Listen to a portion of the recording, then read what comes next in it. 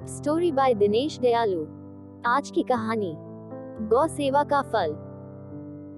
आज से लगभग 8000 वर्ष पूर्व त्रेता युग में अयोध्या के चक्रवर्ती सम्राट महाराज दिलीप के कोई संतान नहीं थी। एक बार वे अपनी पत्नी के साथ गुरु वशिष्ठ के आश्रम गए। गुरु वशिष्ठ ने उनके अचानक आने का प्रयोजन पूछा। तब राजा दिलीप ने उन्हें अपने पुत्र पाने की इच्छा व्यक्त की और पुत्र पाने के लिए महर्षि से प्रार्थना की। महर्षि ने ध्यान करके राजा के निसंतान होने का कारण जान लिया। उन्होंने राजा दिलीप से कहा, राजन, आप देवराज इंद्र से मिलकर जब स्वर्ग से पृथ्वी पर आ रहे थे तो आपने रास्ते में खड़ी कामधेनु को प्रणाम नहीं किया।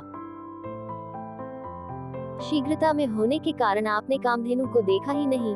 कामधेनु ने आपको शाप दे दिया कि आपको उनकी संतान की सेवा किए बिना आपको पुत्र नहीं होगा। महाराज दिलीप बोले, गुरुदेव, सभी गायें कामधेनु की संतान हैं। गौ सेवा तो बड़े पुण्य का काम है, मैं गायों की सेवा जरूर करूंगा। गुरु वशिष्ठ ने कहा, राजन, मेरे आश्रम में जो नंदिनी नाम की गाय है वह कामधेनु की पुत्री है, आप उसी की सेवा करें। महाराज दिलीप सवेरे ही नंदिनी के पीछे पीछे वन में गए। वह जब खड़ी होती तो राजा दिलीप भी खड़े रहते, वह चलती तो उसके पीछे चलते, उसके बैठने पर ही बैठते और उसके जल पीने पर ही जल पीते। संध्या के समय जब नंदिनी आश्रम को लौटती तो उसके ही साथ लौट आते। महारानी सुदाक्षिणा उस गौ की सुबह शाम पूजा करती थी। इस तरह से महाराज दिलीप ने लगातार 1 महीने तक नंदिनी की सेवा की।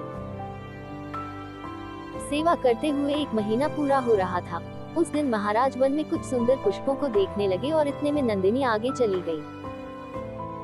2-4 क्षण में ही उस गाय के रंभाने की बड़ी करुण ध्वनि सुनाई पड़ी।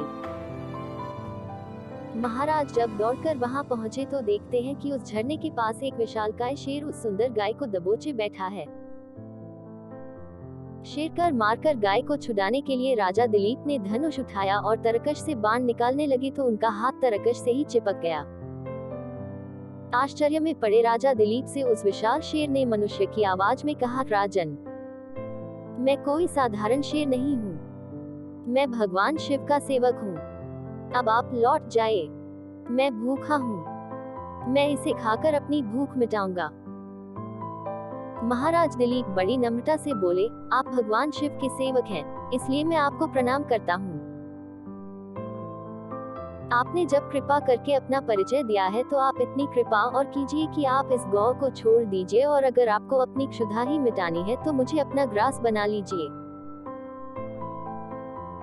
उस शेर ने महाराज को बहुत समझाया, लेकिन राजा दिलीप नहीं माने और अंततः अपने दोनों हाथ जोड़कर शेर के समीप यह सोचकर नतमस्तक हो गए कि शेर उनको अभी कुछ ही क्षणों में अपना ग्रास बना लेगा।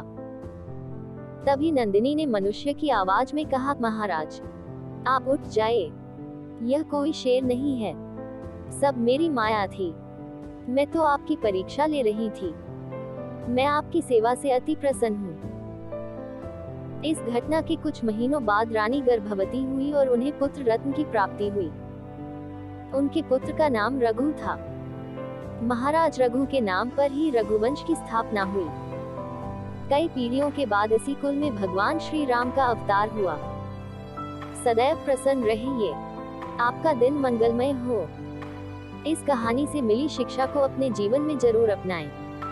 प्रेरणादायक कहानियां प्राप्त करने के लिए हमारे चैनल से जुड़ जाएं।